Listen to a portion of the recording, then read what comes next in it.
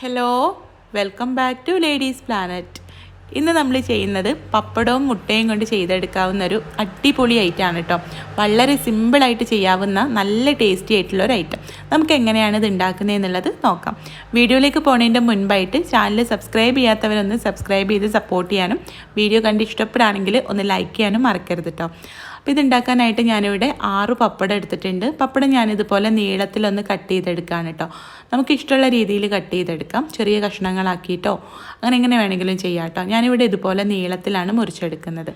ഇനി നമുക്ക് ഈ പപ്പടം ഒന്ന് പൊരിച്ചെടുക്കണം. അതിന് വേണ്ടിയിട്ട് കുറച്ച് വെളിച്ചെണ്ണ ചൂടാക്കിയിട്ട് അതിലേക്ക് നമുക്ക് പപ്പടം ഇട്ടിട്ട് പൊരിച്ചെടുക്കാം. 2-3 ബാച്ചായിട്ട് ഫ്രൈ ചെയ്ത് കോരി വെക്കുകയാണ് കേട്ടോ. അപ്പോൾ ഇതാ ഞാനിവിടെ പപ്പടം പൊരിച്ച് കോരിയിട്ടുണ്ട്. ഇനി ഇതിൽ നിന്നും കുറച്ച് എണ്ണ മാറ്റിയിട്ട് ബാക്കി ഒരു 1.5 ടേബിൾ സ്പൂണോളം എണ്ണ ഉണ്ടാവും. അതിലേക്ക് 1.5 ടേബിൾ സ്പൂൺ വെളുത്തുള്ളി പൊടിയായിട്ട് അരിഞ്ഞത് ചേർത്ത് കൊടുക്കാം.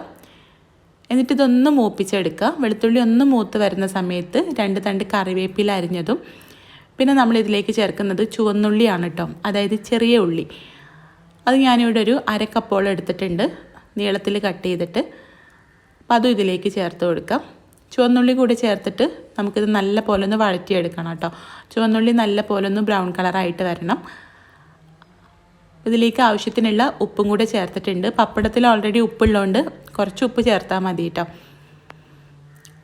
ഉപ്പ് കണ്ടോ, ചുവന്നുള്ളി നല്ല പോലെ കളറൊക്കെ മാറി വന്നിട്ടുണ്ട്. ഈ സമയത്ത് ഇതിലേക്ക് 1/2 ടീസ്പൂൺ മഞ്ഞൾപ്പൊടിയും 1 ടീസ്പൂൺ മുളക് പൊടിയും ചേർത്ത് കൊടുക്കുക. പൊടികൾ ചേർത്തിട്ട് നല്ല പോലെ ഇളക്കിയെടുക്കുക, ചെറിയ തീയിൽ വെച്ചിട്ട്. എന്നിട്ട് നമുക്കിതിലേക്ക് നമ്മളിവിടെ എടുത്ത് വെച്ചിട്ടുള്ള ഒരു കോഴിമുട്ട ഇതിലേക്ക് ചേർത്ത് കൊടുക്കാം. കോഴിമുട്ട ചേർത്തിട്ട് നല്ല പോലെ ഇളക്കിയിട്ട് കോഴിമുട്ട ഒന്ന് വേവിച്ചെടുക്കണം.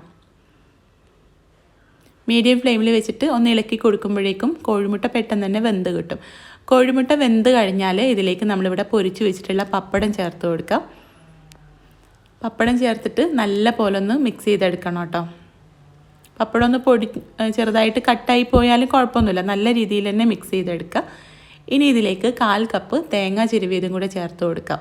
തേങ്ങ കൂടെ ചേർത്തിട്ട് ഒന്നുകൂടെ ഒന്ന് മിക്സ് ചെയ്തെടുക്കാം. ഇനി ഇതിലേക്ക് മെയിനായിട്ട് വേണ്ടത് ചില്ലി ഫ്ലേക്സ് ആണ് കേട്ടോ, അതായത് ഉണക്കമുളക് ക്രഷ് ചെയ്തെടുത്തത്.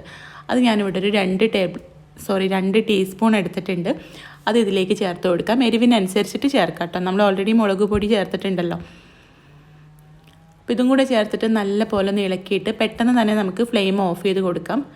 ഒരുപാട് സമയം വെച്ചാൽ ഇത് തണുത്ത് പോകും കേട്ടോ. നല്ല ക്രിസ്പി ആയിട്ട് തന്നെ കഴിക്കണമെങ്കിൽ പെട്ടെന്ന് ഓഫ് ചെയ്ത് കൊടുക്കണം. കോഴിമുട്ടയും തേങ്ങയൊക്കെ ഉള്ളതുകൊണ്ട് തന്നെ പെട്ടെന്ന് തണുത്ത് പോകാനുള്ള ചാൻസ് ഉണ്ട് കേട്ടോ. നമ്മൾ ചോറ് ഒക്കെ റെഡിയാക്കി വെച്ചിട്ട് ഇത് ഉണ്ടാക്കുന്നതായിരിക്കും നല്ലത്, അല്ലെങ്കിൽ പെട്ടെന്ന് തണുത്ത് പോകും.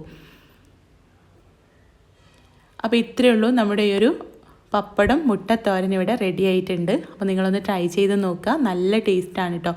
ചോറിൻ്റെ കൂടെ ഇത് മാത്രം മതി നമുക്ക് ചോറ് കഴിക്കാൻ. വേറെ സൈഡ് ഡിഷൊന്നും ഇല്ലാത്ത സമയത്ത് ട്രൈ ചെയ്യാൻ പറ്റിയൊരു സിമ്പിൾ ഐറ്റം.